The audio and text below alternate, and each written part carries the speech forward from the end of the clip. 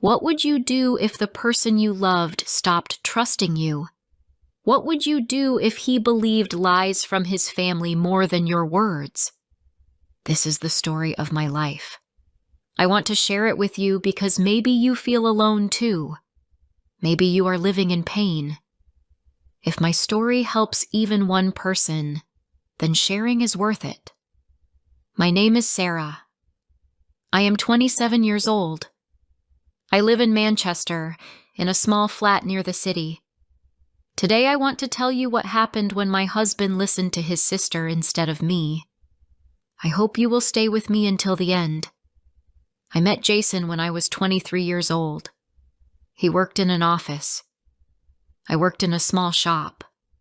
He came to the shop one afternoon to buy a gift for his mother. We started talking. He was quiet, but his eyes were kind. He asked me if I wanted tea the next week. I said yes. We met in a cafe and talked for 3 hours. I felt happy and safe with him. If you enjoy listening to true emotional stories, please support me. Subscribe, share this video, and write a comment below.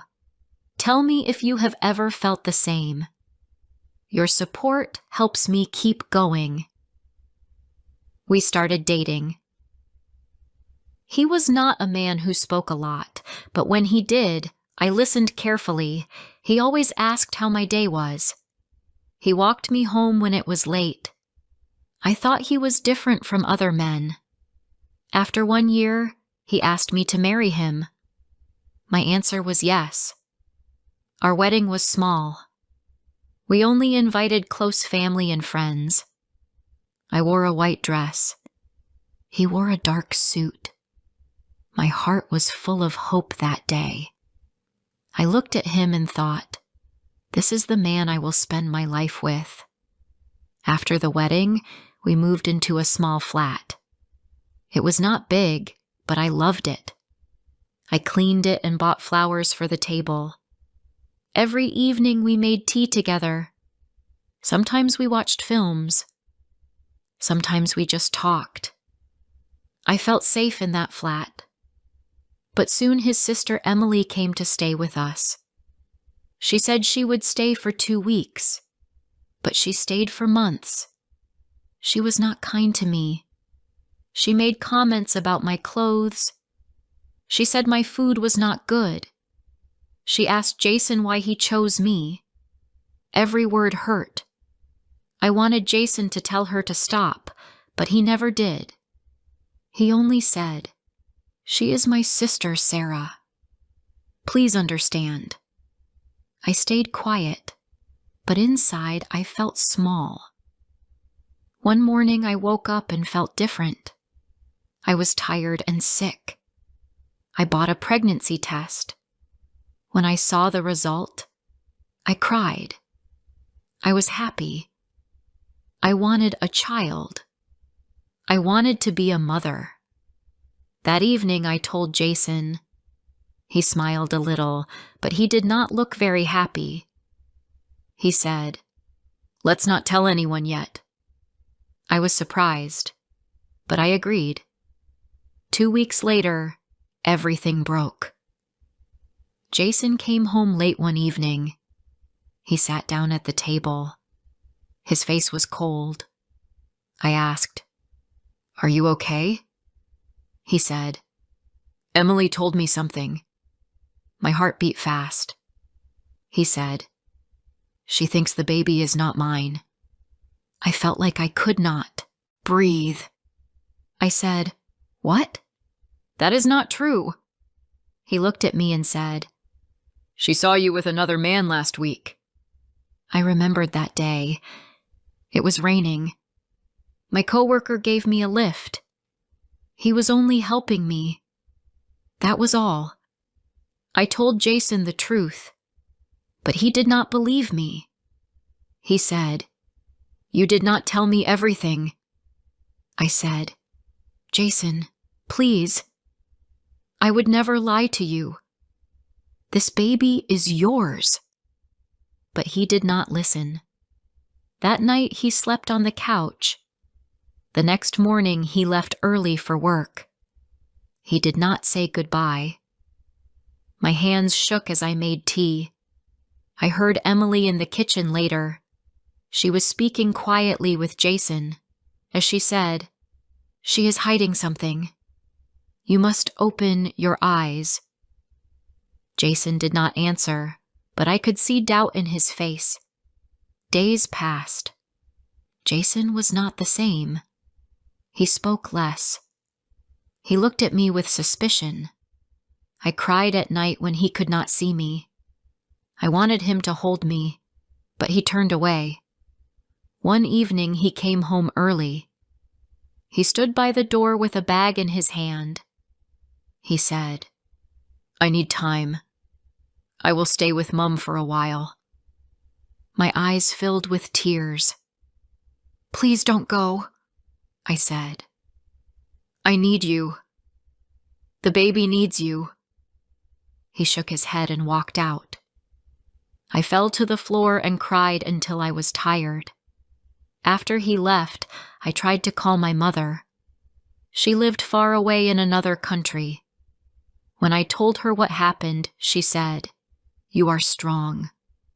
You will survive this. You are not alone.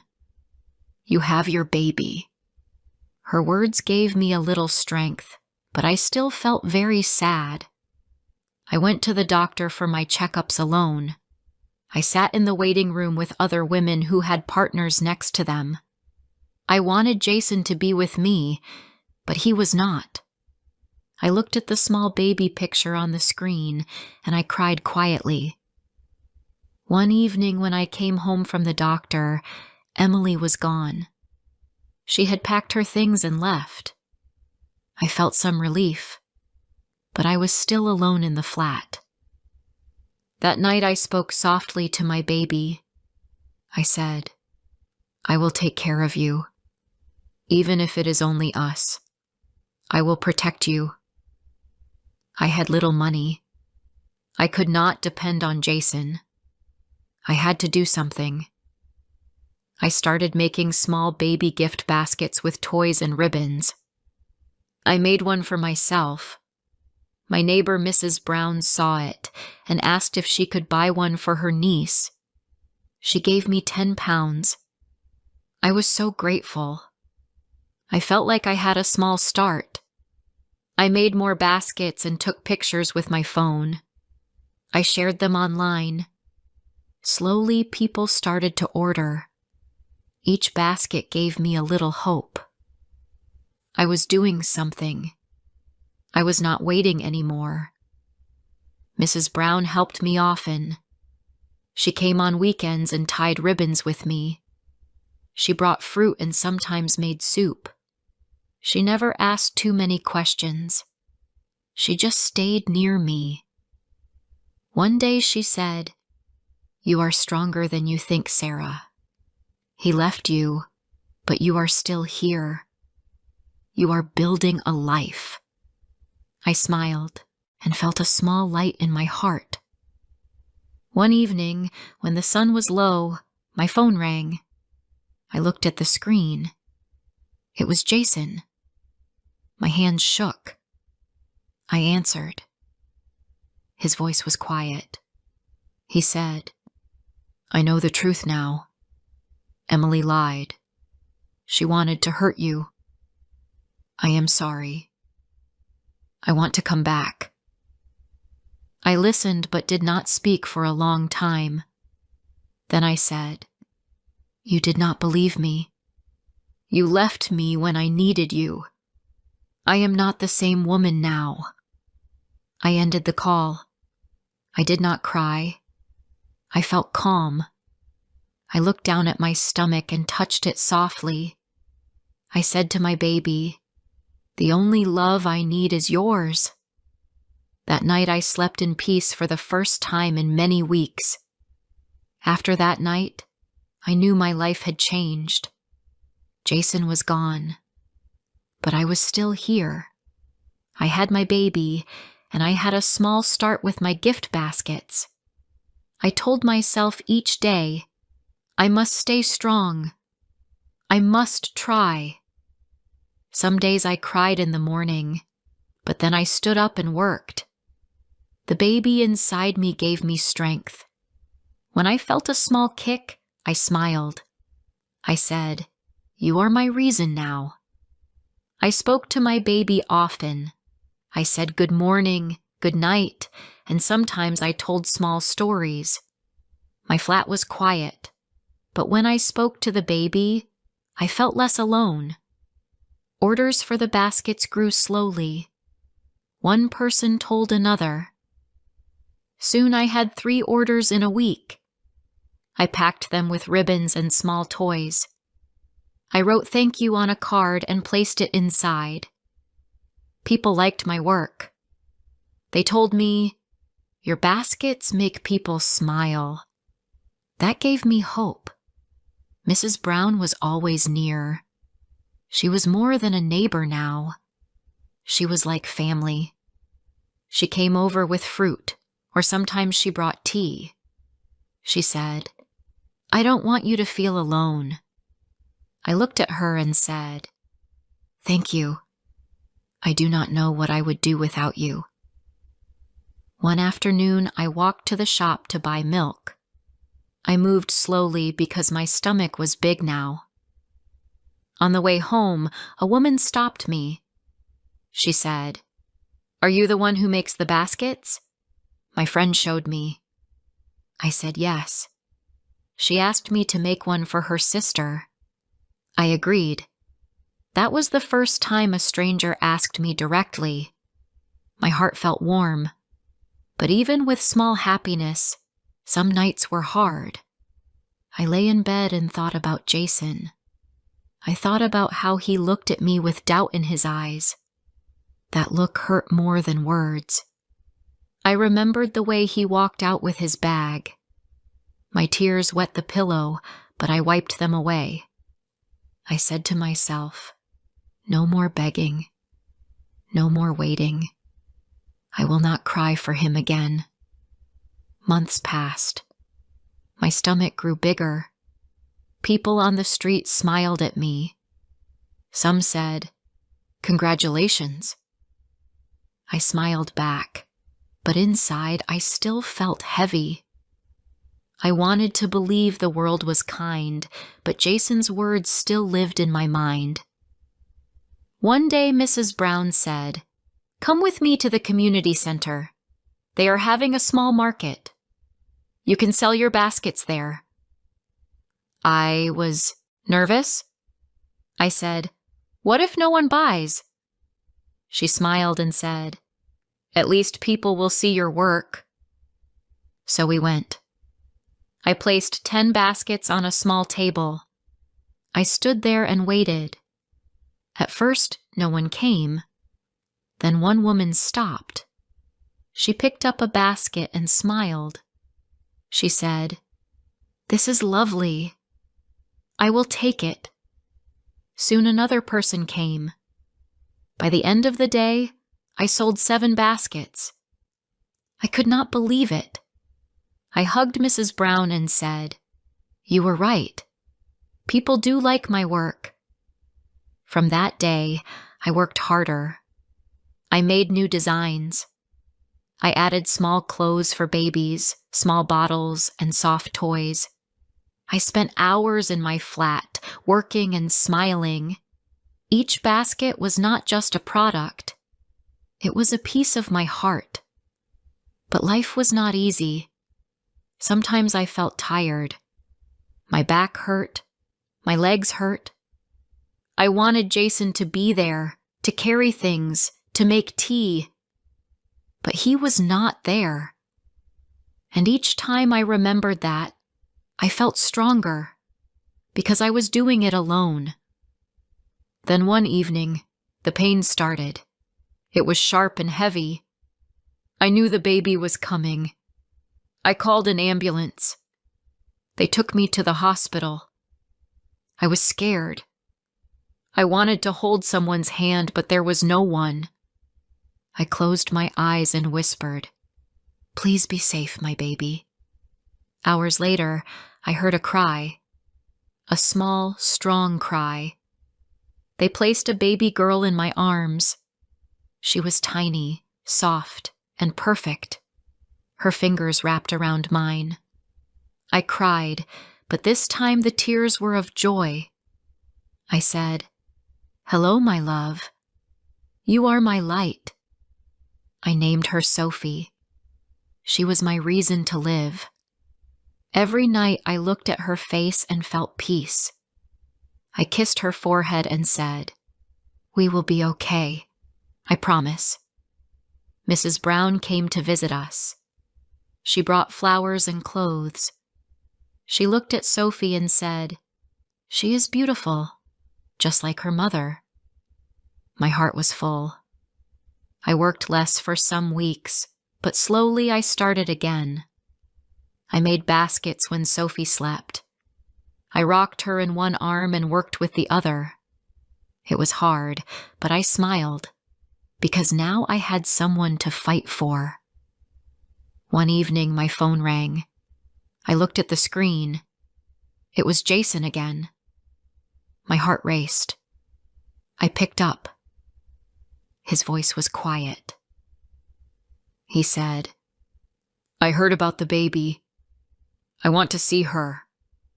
My hands shook. I said, "You left us. You doubted me. Why now?" He said, "I made a mistake. Please let me see my daughter." I stayed silent for a while. Then I said, "I will not stop you from seeing her, but you cannot come back into my life like before. You lost that chance." When he came, he looked nervous. He sat on the chair and looked at Sophie. His eyes filled with tears. He whispered, "She looks like me." I stood near and watched.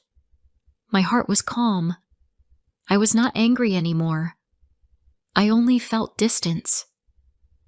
After he left, I sat with Sophie in my arms. I kissed her small hand and whispered, "He is only a visitor now. You and we are the family." From that day, I did not think much about Jason. I thought only about Sophie and the small business I was building. Each basket I sold gave me money to buy food and clothes. Each smile from a customer gave me courage. At night, when Sophie slept, I sometimes spoke to her softly. I said, "One day, you will know what happened. One day, you will know that your mother fought for you. You will know that I chose you, even when others walked away." The pain of the past was still in my heart, but it was softer now. Sophie's small hands healed me a little each day. And Mrs. Brown's kindness showed me that family is not only blood. Family is who stays with you when you are broken. That is how I lived in those first months. Alone, but also not alone. Broken, but also stronger. I was not the same woman who begged Jason to stay. I was Sarah, a mother, and I had a reason to keep going. Life with Sophie was not easy, but it was full of love. She woke up many times at night. Sometimes she cried for hours. I was tired, but I looked at her small face and felt strong again. Each day I made food, cleaned, and worked on my baskets while taking care of her. My life was not simple anymore, but it was real, and it was mine. People in the neighborhood started to know me. They said, "You are the woman who makes baskets, right?" I said yes and smiled. Some people ordered, some people only said kind words. Each small word of support made me feel part of the community. I was not invisible anymore. Mrs. Brown came often. She brought food when I was too tired to cook.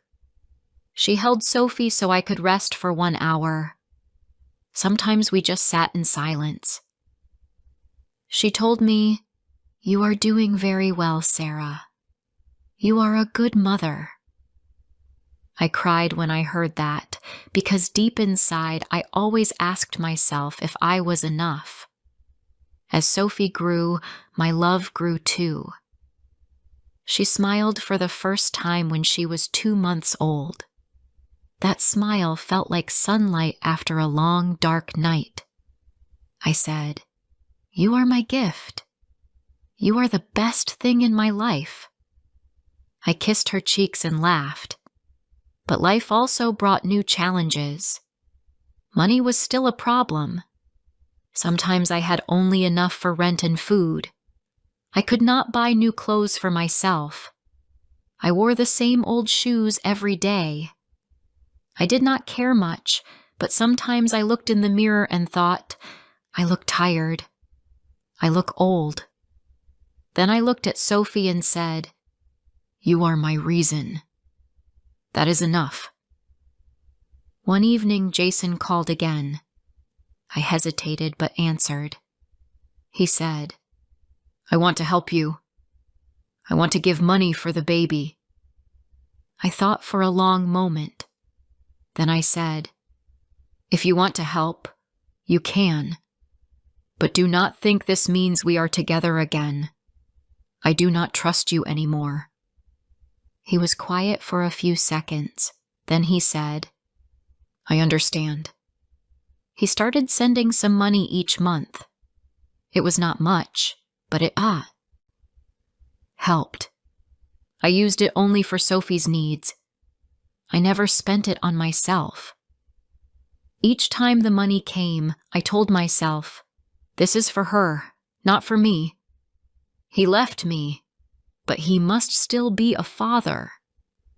Months passed. My small business grew slowly. I joined more markets at the community center. I met other women who also sold things. Some made candles, some made clothes. We talked and laughed together. For the first time since Jason left, I felt I had friends again.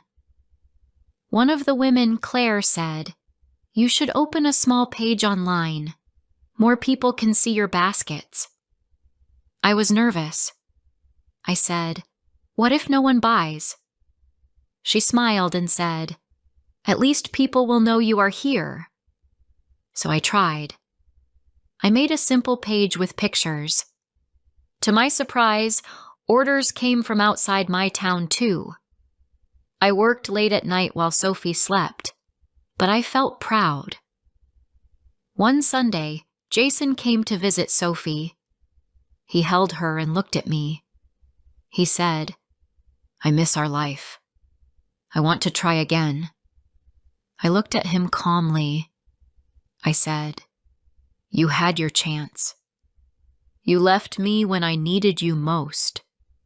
I cannot go back. I do not hate you, but I will not be your wife again." His eyes looked sad, but I did not change my words. I was not angry. I was not crying. I was only strong. After he left, I sat on the sofa with Sophie. I whispered, "I did it. I spoke my truth. I am free." My heart felt light. That night I slept well. Years passed. Sophie grew. She learned to walk, then to speak. She called me Mama in a sweet small voice. Each time I heard it, I smiled. She was my joy. She was the reason I kept moving forward. My baskets business also grew. I sold more and more. I saved money slowly. One day I told Mrs. Brown, "I want to move to a bigger place. Sophie needs space to play." She hugged me and said, "You can do it." After some months, I had enough for a deposit on a new flat. It was not very big, but it had 2 rooms. Sophie had her own small room. I painted the walls light pink and put toys on a shelf. When she saw it, she laughed and clapped her hands. My heart was full. One evening I sat by the window with a cup of tea. Sophie was asleep in her new room. I thought about the past. I thought about the night Jason told me the baby was not his. I thought about the day he walked out. I remembered the silence in the flat. I remembered my tears. But then I thought about now. I had a daughter. I had work. I had hope. I was not broken anymore. I said to myself, I lost a husband, but I found myself. I found my strength. Sometimes Jason still came to see Sophie. He was kind to her, and I was glad for that. But for me, he was only a visitor. I never looked at him with love again. He was a part of my past, not my future. Mrs. Brown grew older, but she was still near. She came every week, even if just for tea. She said, "You are like my daughter now." I held her hand and said, "And you are like my mother." That bond gave me comfort. Now when I tell my story, I do not feel only pain. I also feel pride. I survived. I worked. I raised my daughter. I built a new life. If you are listening now and you feel broken, I want to tell you something. Do not give up. Even if people leave you, you can stand. Even if family doubts you, you can still grow. Pain is heavy, but hope can be stronger. I believed my life was over when Jason left me, but it was not over. It was only a new beginning. And today, when I look at Sophie's smile, I know that leaving the past behind was the best choice I ever made. Ben was not kind to me. At first, I did not understand it. I cooked for him. I cleaned the house. I waited for him every day. But he still looked at me like I did something wrong. He did not hit me, but he made me feel small. He made me feel scared. He did not let me speak too much. When I tried to ask something, he said, "Be quiet." When I laughed, he said, "Why are you so loud?" I stopped laughing. I stopped asking. I stopped speaking. We lived in Colorado in a small house, but I did not feel at home. The house was clean. The rooms were quiet. But I was not happy. I was not free. My name is Sophia. I was 30 when I married Ben. He was 35. At first, he was kind. He brought me tea. He smiled at me. He told me he loved me. I believed him. I thought he was a good man. But after the wedding, things changed. Slowly, he told me what to do. He told me what to wear. He told me not to talk to my friends. He told me to stay inside. At first I said, "Okay." I thought it was love. I thought he cared about me. But later, I saw the truth. He did not want to protect me. He wanted to control me. I had no phone. I had no job. I had no money. I could not leave the house without asking him. He said, "You do not need a job. Just stay at home." He said, "I give you food and a house. What more do you want?" But I wanted more. I wanted a life. Every day, I cleaned the same rooms. I made the same food. I sat in the same chair. I waited for Ben. I waited for the sound of the door. When he came home, I stood up fast. I smiled. I said hello. He looked at me and said nothing.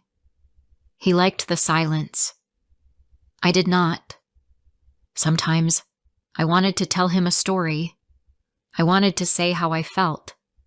But when I spoke, he said, "Stop. I don't care." He looked at his phone. He looked at the TV. But he never looked at me. One time, I made him a nice dinner. I worked all day on it. He came home and said, "This is cold. I don't want it." Then he left the table. I sat there, alone, and ate the food myself. I cried while I chewed. I ate every bite. I did not want to waste it. I had a friend before marriage. Her name was Helen. We talked every day. But Ben said, "She is not a good woman." He made me stop calling her. I missed her. But I did not call. I was scared. Sometimes I forgot how my voice sounded. I did not speak for hours. There was no one to talk to. I looked at the wall. I looked at my hands. I sat still like a statue. I was alive, but I did not feel alive. One morning, I opened the window. The sky was blue. I heard people laughing on the street. I heard music from a car. I wanted to cry. They were free. I was not. I closed the window. Ben did not let me go outside alone. He said it was not safe. He said, "You will get lost. You will talk to the wrong people." But I was not a child. I was a woman. Still, I stayed inside. I did not want to make him angry. One day I asked him, "Can I go to the shop?" He said, "No. I already said no." He looked at me like I was stupid. My face felt hot. I looked down. I said nothing more. At night, I could not sleep. My heart felt heavy. I looked at the ceiling and asked, "Why am I here? What did I do wrong?" I thought marriage was love. I thought marriage was joy. But in this house, there was no joy, only silence. He did not want me to laugh. He did not want me to ask. He did not want me to live like a person. He wanted me to be quiet.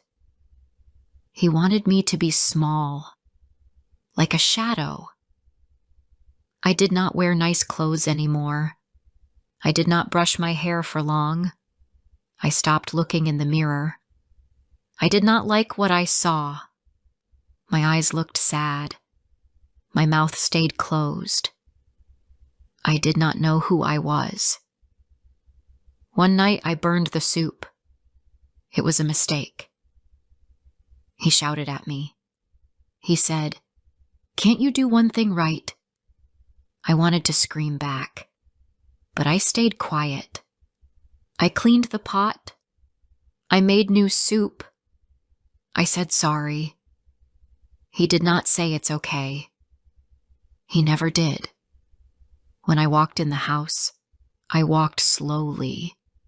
I did not want to make noise. When I dropped a spoon, I froze. I waited for him to say something mean, but sometimes he said nothing. The silence was worse. Then something small happened. One day he went to visit his uncle. He said, "I will be back in 2 days. He gave me food and said, "Don't go out.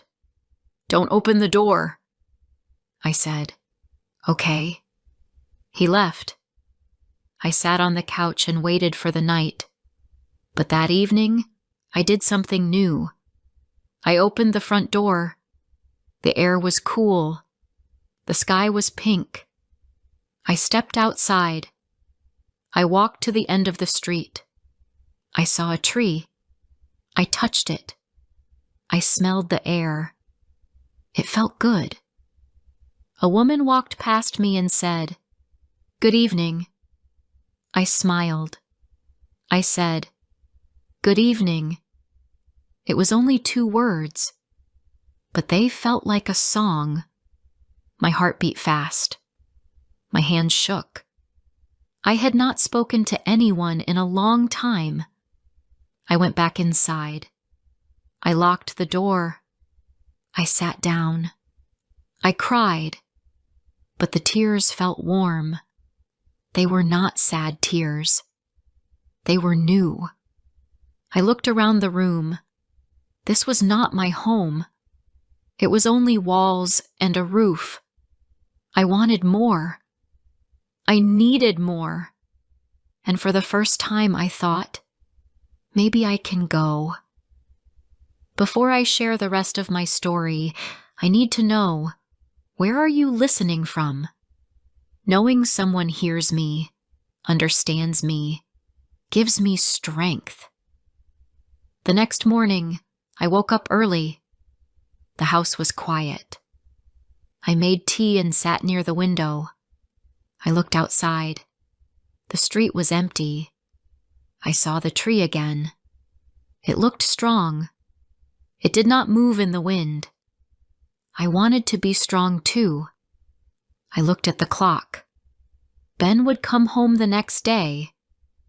I had one day alone. I started to think, can I leave? Where can I go? What will happen next? I looked in the kitchen. I found a small bag. I opened it. Inside, there was a coat, an old pair of shoes, and a scarf. I put the things on the table. My hands were cold, but my heart was warm.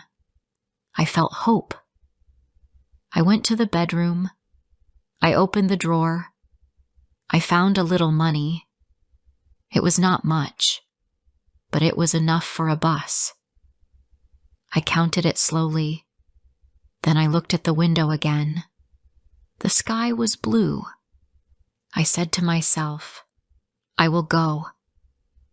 I packed my things in the small bag, just clothes and a hairbrush. No pictures, no gifts. I did not want to take anything that made me feel sad. I closed the bag and sat on the bed. My legs felt weak, but I did not stop. I waited until night. The sun went down. The lights on the street turned on. I opened the door and stepped out. I looked back one time. Then I walked away. I walked to the bus stop. I sat on the bench. A few people were there. No one looked at me. I liked that. The bus came after 10 minutes. I got on and gave the driver the money. He said, "Where are you going?" I said, "As far as this will take me." He nodded. I sat down near the window. The bus moved slowly. I looked outside. I saw lights, trees, and small houses.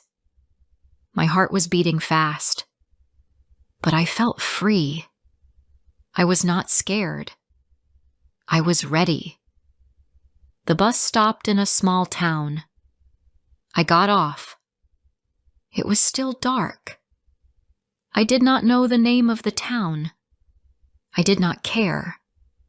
I looked around. I saw a bench under a tree. I sat down and closed my eyes. I did not sleep, but I rested. In the morning, I saw a shop. I went inside and bought bread and water. The woman at the shop smiled at me. I smiled back. She did not ask me anything. I was happy for that. I walked around the town. It was quiet. There were trees, birds, and people walking with their dogs. I saw a small building with a sign that said Help Center. I walked to the door and knocked. A woman opened the door. She looked kind. She said, "Hello. Do you need help?" I looked at her and said, "Yes, please." She asked me to come inside. We sat at a table. She gave me tea. She said, "What is your name?" I said, "My name is Sophia." She smiled. She said, "It is nice to meet you, Sophia." I felt safe. I told her I had no home. I told her I left my husband. She listened. She did not ask too many questions. She said, "You are brave." I looked down and said nothing. She gave me a small room to stay for a few days. It had a bed and a window. I looked out of the window and smiled.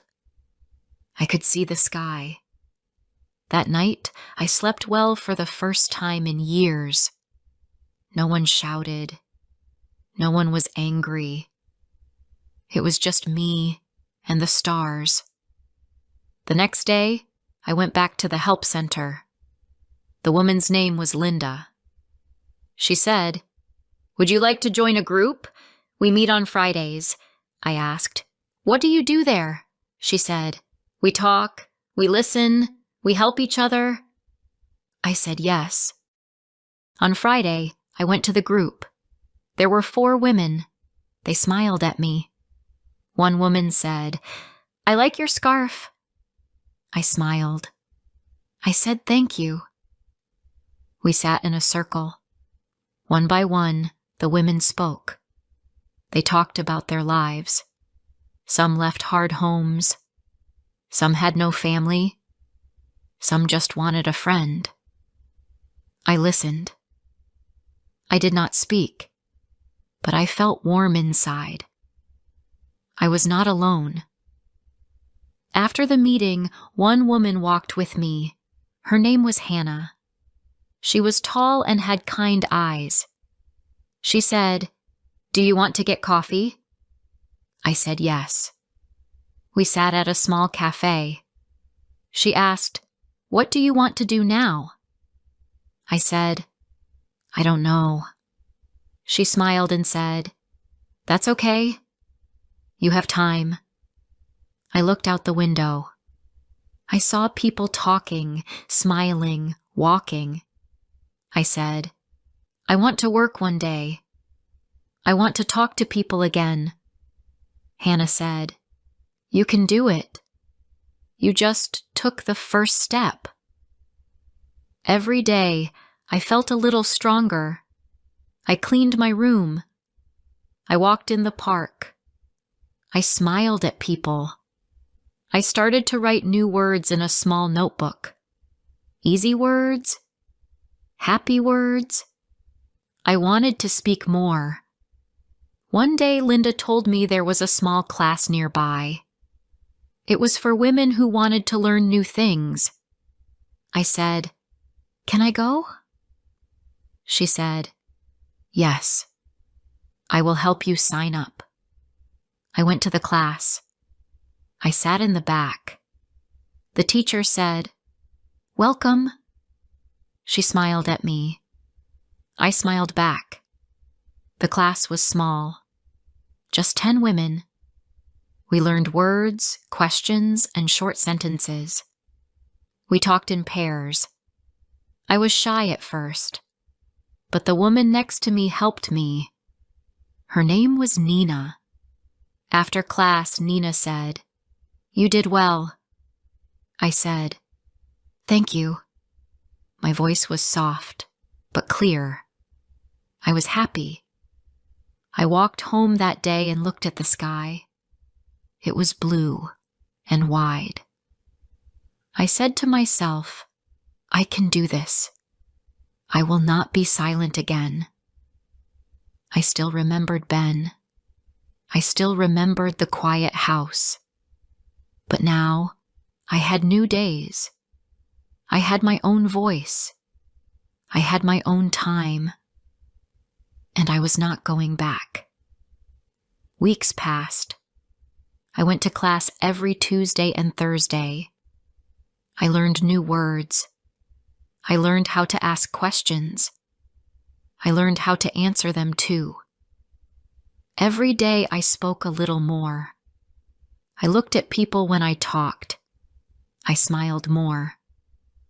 One day my teacher gave me a paper. It had a question. It said, "What do you want in life?" I looked at the paper. I held my pen. I thought for a long time. Then I wrote, "I want peace." That was all. Just those 3 words. But I felt proud. Nina sat next to me. She looked at my paper. She smiled. She said, "That is a good dream." I smiled back. I started to walk more around the town. I liked the park. I liked the small lake. There were ducks in the water. I sat on a bench and watched them. One day, a little boy came and fed the ducks. He gave me a piece of bread. I said, "Thank you." He smiled and ran back to his mother. Simple moments made me happy now. At the help center, Linda asked me, "Do you want to try working?" I felt nervous. I said, "I don't know how." She said, "I can help you. We have a job at the local school. It is just cleaning. Just a few hours." I said yes. I started the job the next week. I cleaned the classrooms. I cleaned the floors and windows. It was quiet work, but I felt useful. The other workers were kind. One woman said, "You are doing great." I felt happy inside. After work, I sat on a bench near the school. I ate a sandwich and watched the sky. I thought, this is a good day. I did not have money. I did not have many things, but I had peace. Later, I found a small room to rent. It was not big, but it was clean and quiet. I had a bed, a table, and one window. I looked at the trees outside. I made tea. I sat by the window and read simple books from the class. I was alone, but I was not lonely. One Sunday, I got a letter at the help center. It was from Ben. I did not open it. I did not want to read his words. Linda said, "You don't have to open it." I said, "I know." I put the letter in a box and walked away. I did not want to live in the past. I wanted to live now. One morning, I saw a flyer on a wall. It said, "Join our English reading group." It was for beginners. I took the flyer to class and asked my teacher, "Can I go?" She said yes. At the group, we sat in a circle and read short stories. The teacher asked questions. We answered slowly. I read one page out loud. My hands shook, but I did it. After class, a woman came to me and said, "You read well." I said, "Thank you." Her name was Karen. She was kind. She told me she also lived alone. She said, "Sometimes it is hard, but we are strong." I said, "Yes, we are." We met again at the cafe next to the class. We drank tea and talked. I told her my story. She told me hers. She said, "It's okay to begin again." I said, "I believe that now." We started to walk together after class. Sometimes we went to the park. Sometimes we went to the small library. She helped me find books with easy words. I liked books with pictures. I liked books with happy endings. Life was not easy, but it was better. I had my own key. I had my own room. I had a small job. I had new words. I had a voice. I started to write my name again and again on paper. Sophia, Sophia, Sophia. It felt good. I was learning who I was. At the help center, Linda smiled when she saw me. She said, "You are different now." I said, "I feel different." She said, "You look happy." I said, "I am learning how to be happy." Sometimes I still felt sad. Sometimes I remembered the quiet house. Sometimes I remembered the days I said nothing. But now I had good days too. I had warm tea. I had kind people. I had a life that was mine. One evening, I walked to the lake. The sun was going down. The sky was orange. I sat on the bench and took a deep breath. A bird flew over the water. I watched it. It looked free. I smiled. I said to myself, I was not allowed to speak before, but now I can speak. I can choose. I can live. If this story touched your heart, don't forget to like, comment, and share. More emotional and inspiring stories are coming soon.